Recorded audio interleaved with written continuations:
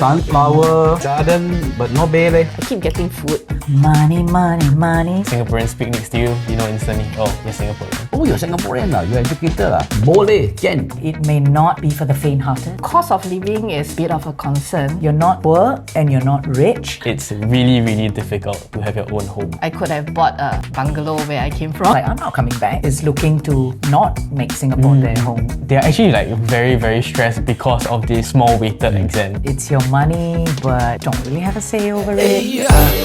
I want to be with you, for all my life. Yeah, I want to be with you. Good day. Welcome to another episode of Kopi with Uncle Song and friends. Special episode today, as you can see, we are all in red. Merah, 红红的，加油的。Reason being quite obvious, SG60, we are here to celebrate Singapore's birthday. And so we think it is kind of a right time to essentially look back, look forward, have a little discussion. We have Singaporean here, diverse background. Perhaps I should start with Hi, I'm Sanita. I'm pure Singaporean, born and bred here. Without saying my age, I'm in Gen X. Hi, I'm Lucas. I'm an intern here at CGS and I'm born and bred here in Singapore too. Hi, my name is Winnie. I'm the new Singaporean here. Was only a Singaporean since 2023, but I've lived in Singapore for at least 10 years. okay. Now, to basically break the ice, get everybody to be more familiar with each other, we play a little game.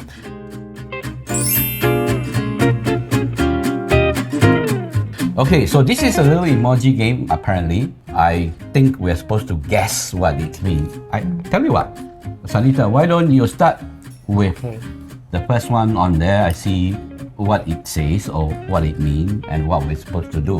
Okay, so we're supposed to guess the Singapore landmark, food, or thing. Okay. Okay, I see it every day on my phone, these two.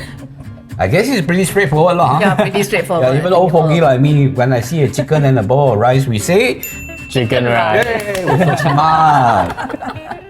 We also have a fight with Malaysian whether chicken rice is Malaysian or Singaporean. I think this is rather easy. Roti, coconut, bread, and kaya. No, butter. butter. Butter. Classic breakfast. Okay lah, I think I had this morning. Boy, And we always go to Yakult. Toast. Yeah, Toast. you always go Yakult to... kaya toast. Yeah, Yakult Yakult kaya. toast. Let's see the answer. What did you say? Kaya butter toast. Kaya butter toast. Okay, yeah, that's the thing which gift set for every visitor that comes to Singapore as well. Quite simple name for now. Lucas? Sure.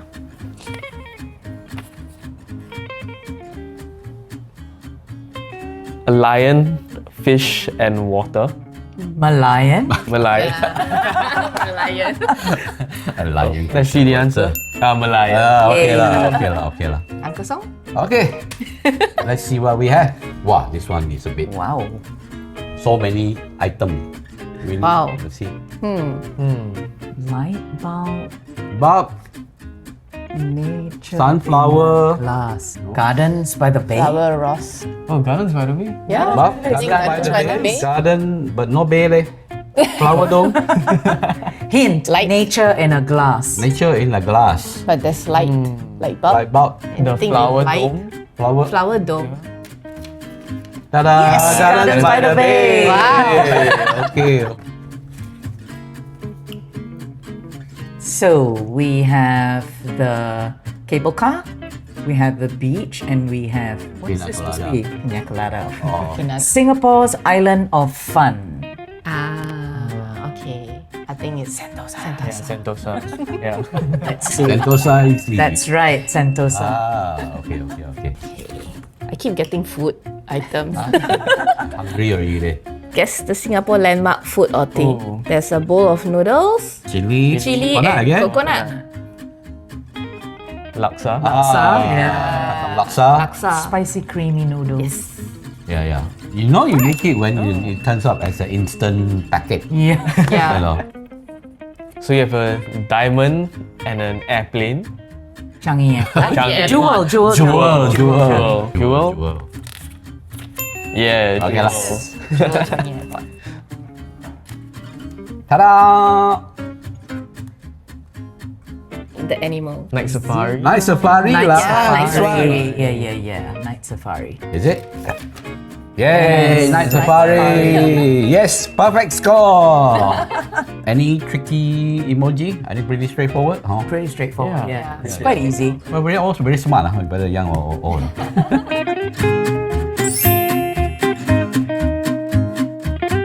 Singapore, remember, started its blood is really trade, and that's where the history of trade through the shipping side.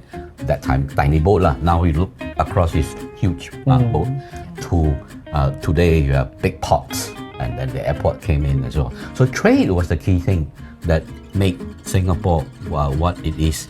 Clearly, when the European came, the trade part took off in a bigger way, and that's when we have that migration came in. The Chinese, Indian, Malay came in, which is why you too, I think, when we're talking earlier, has a lot more of a rojak mix to your blood. Similarly, you as well, with your both, I think you have Eurasian blood inside, whereas Winnie and me are more boring, Chinese, or just a different dialect. And this is what has made Singapore what it is today, where put into context, per capita GDP of 500 US in the 60s. Today, I think I just want not to push it up, but put it down closer to 90,000 US, for instance. So it's a fully developed economy now, and trade in goods and services is really what have driven the economy and the landscape today. What we see around you is what has created.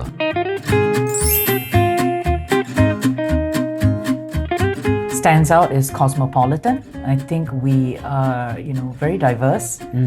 We have many different people from all around the world here. You don't just see your locals, where in some other places it's the diversity is not that strong. True. Yeah, where else here, I think that's the thing that stands out to me. Diversity, cosmopolitan. It is home, it is business, it is play, it is where new things are introduced, heritage are protected, enhanced, and it is still, in a sense, a work in progress. For myself, I think it would be the word home. Not in a sense of like a city area or a place where, more of a sense where I can feel safe. Yeah, like I can walk at night at like 2, 3 a.m. in the morning, and I don't have to be worried about getting robbed, getting stabbed. Before we do at 2 o'clock in the morning, it's a jujet over there. But okay, Winnie, you are the new Singaporean in this group over here. You describe in terms of what is Singapore, from a perspective of a new Singaporean. Singapore is a very innovative city. So that's that one word that I would describe Singapore. Based on its limited resources, it doesn't have much land, but it has become what it has become today as a financial hub.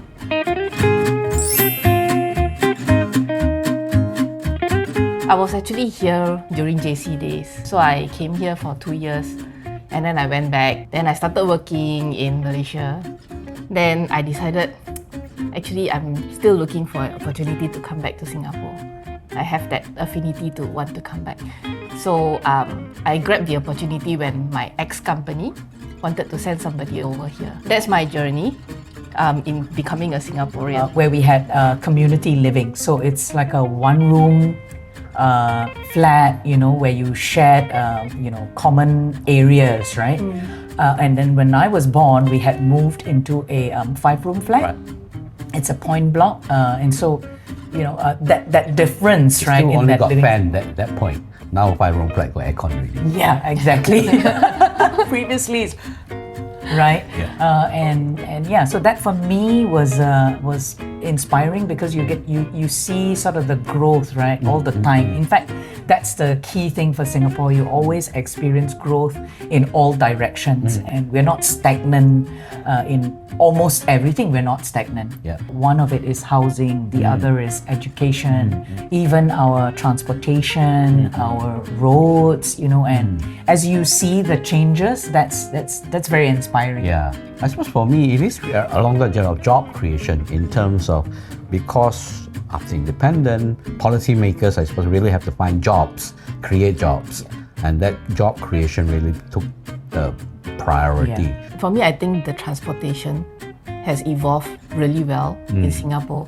Practically every corner of Singapore is connected via the MRT. And more. Yeah. And even without MRT, there is buses. And it's quite accurate. You just comes follow on the time. Google map. Yeah, it comes on time. Hearing stories from my grandfather. He was born maybe in like the 1930s, just before the war. So he has told me about the stories of how Singapore, when he was growing up, he grew up in the kampong.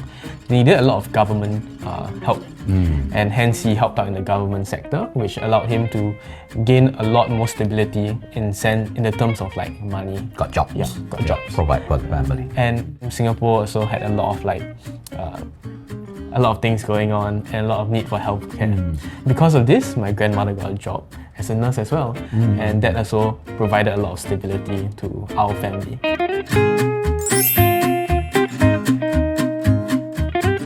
Close to home, let's start with something close to everybody's heart: cost of living, housing, etc. I see everybody smiling, and what do you think? I'm just You gonna just go. put it right out there. Indeed. Singapore is a very, very expensive place to live in. It may not be for the faint-hearted. Whilst it has its benefits, and there are vouchers coming out and all that to help, right, different levels of people in the community, I think we are still missing some parts of groups of people. Not easy to retire in Singapore, I would say, because it keeps rising.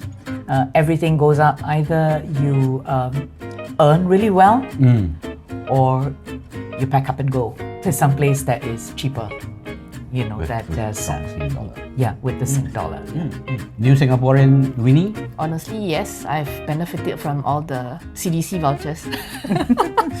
But I think for me, when I came to Singapore, I was shocked at the property prices. It's not cheap to buy a place of our own. I eventually got my own place, but with the additional buyer stamp duty and all those, because I wasn't a Singaporean then. I think for that price that I got my place, I could have bought a bungalow where I came from with a lot of land space. Trade-off. Yes. Yeah, so cost of living is a bit of a concern, but I think I see a positive future for my children to grow into, despite the rising cost of living, because of the education system, the whatever the government has been providing to the citizens. How challenging is it, or it's still quite manageable at this juncture? For me, it's quite manageable, but I think for the lower income, it's quite a challenge. During my parents' time, they could get their resale flat or BTO, and then they could flip it for a profit. But currently, with the new schemes rolling out, it's quite hard to flip your BTO. You're supposed to own the property, not to make profit from it. As long as you have a partner, it will be affordable. However, if you're single, it's really, really difficult to have your own home.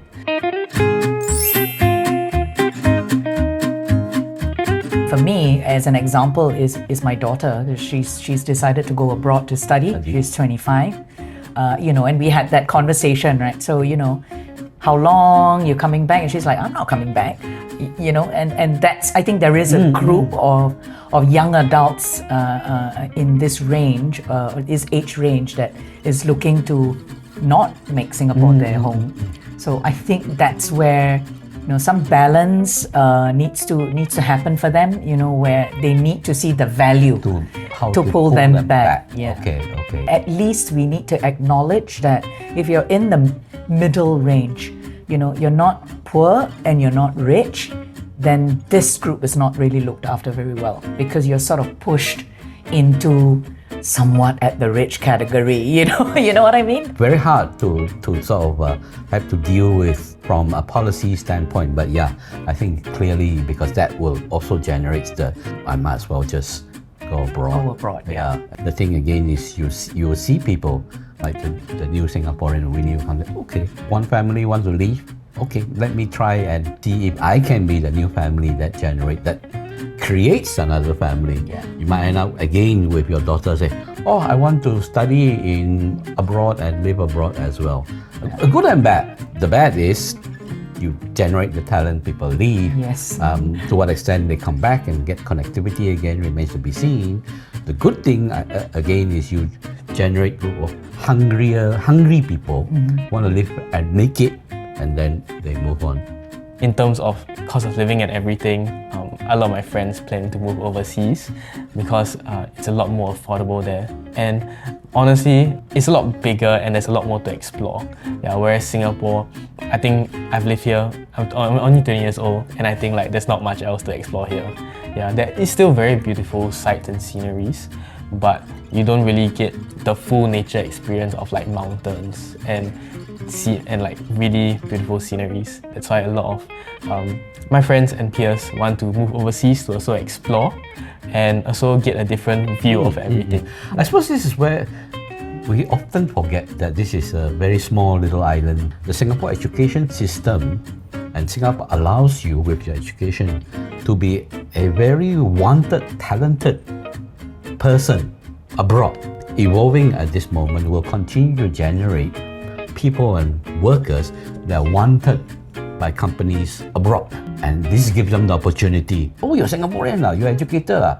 Boleh, can. The question now is, who will take up the work and the job and etc. here.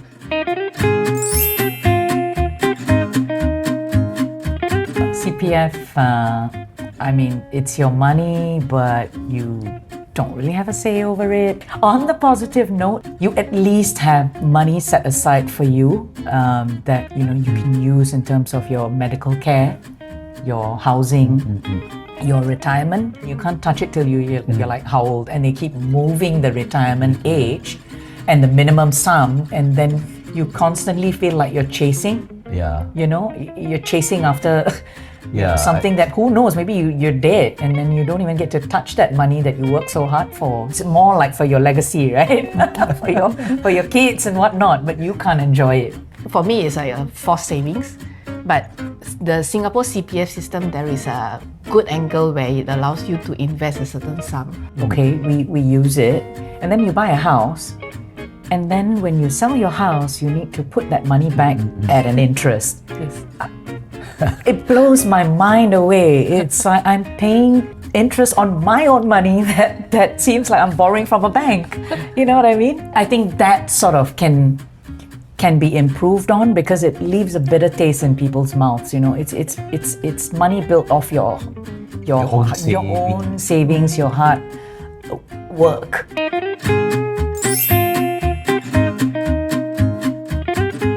Was very difficult because you're either put in academic, express, and that's it, right? So if you don't fit you have to conform to the education system. But if only the education system is the way it is now, that would have benefited me a lot.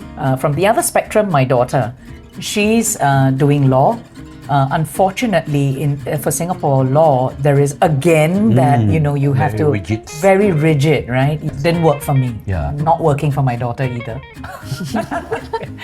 That time Singapore, Malaysia, kind of similar. We always have exam one, must pass. Exam every Such other. pressure. Must pass one. I think at the start also. Yes. Similar thing. You do the whole year doesn't count. It only counts your year-end exam results, right? What I have experienced comparing the education before and now, I think there is a lot of improvement. There are a lot of pathways for children to grow into their future career and progression. What we see now is they have weighted assessment every term, and it goes up and accumulated to the end result. So they do a lot of projects as well. So not every term they are assessed based on paper. They have group work. It promotes collaboration. Exam. Last time, pass exam at the end of the year or you die. Good old days. Now, removing of the mid-year, exam and subjective, how does it, in that sense, from you, your daughter, does it make any difference or to her or for you? What would your take? I think for my daughter's experience, I see a consistent performance. So every term they are weighted. Even though they have removed the mid-year exam, they are weighted to ensure that they are still on track. Consistency, Yeah, so it's more on consistency. And I think it's a load taken off their stress because they don't need to just rely and wait until the year end to do well. So I think there's a little bit less stress, although we still see students who are still getting depressed over their results and so on. But I think it's a better move. I think my take is quite different from Winnie's over here. Yeah, because when I was still schooling, we had weighted exams. This actually, from my time, my friends would just like play the whole year. Then for the last exam, then they'll actually like put in the effort. Chiong. Yeah, I'm in close contact with kids who are like Sec 3, Sec 4. Yeah, then they're actually like very, very stressed because of these like small weighted exams. Because they have to constantly put in the same amount of effort. If not, if they fall back for one exam, they're kind of screwed for the rest of the year. Slack off the whole year, then at the end of the year. Like chiong. Yeah. So I think it's like two different sides, and yes, it does support two different types of education styles and the way you Learning study. styles. Yeah. So I think this is a good step in the right direction. You're able to explore more, and maybe some people aren't good at certain subjects, but they excel at others. So this SBB or subject-based bending gives you the opportunity to know your strengths and your weaknesses. You need to be put in that environment, high pressure, collaboration with your colleagues and things like that, right? I think that's where the true self comes out. So it doesn't equate paper, you know what I mean? To me, I've always had that belief that the paper doesn't say who you are, doesn't make you. I think it's more relatable to having them to come into the workforce. Yeah. Because in our work life, we don't have like year-end exam where you chiong for your KPI, Yes, right? right. You need have to sit an exam, Correct. high pressure. And Yeah, all so you need to have consistent performance Correct. throughout the year. You cannot chiong like in student life. Yeah.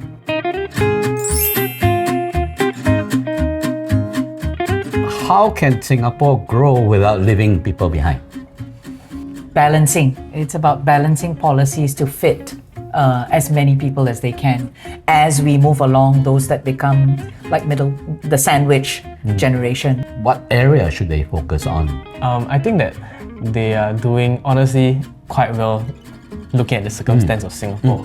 Yeah, so maybe an area that they can focus on is maybe more work-life balance.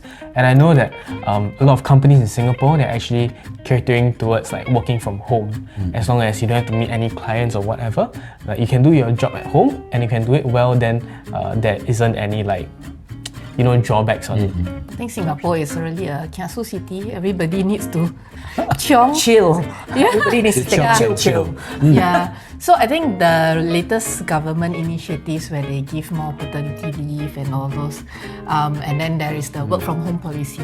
I think it's a good move to achieving work-life balance. Those in boss's position, you need to have that trust that your staff is delivering, whether they are working from home or they are working from hotel or working from a beach. Yeah. It's that trust between the employer and the employee. For us who are raising a family, I think it's a good move. But for me, as a boss, I point. always say, get things done. Whatever you do on your time, Yes, Relax as long as the and things let are done, right? Yep. what is that one wish or hope that you have as we celebrate SG60? Money, money, money. It's so funny. It's a rich man's world. Singapore is a little red dot.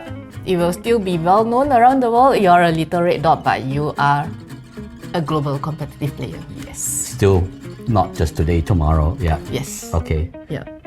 Lucas? For me, simple. They just have a family. Very simple. Again, coming back to jobs and yeah, so I think you still win in terms of theme for SG60, 80 and 100 to come.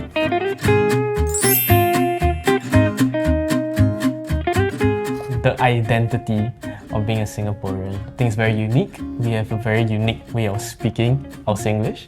Yeah, and honestly, everywhere you go when you're on holiday, when you hear a Singaporean speak next to you, you know instantly, oh, you're Singaporean. Yeah. You can find everywhere, anywhere. Yeah. Indeed.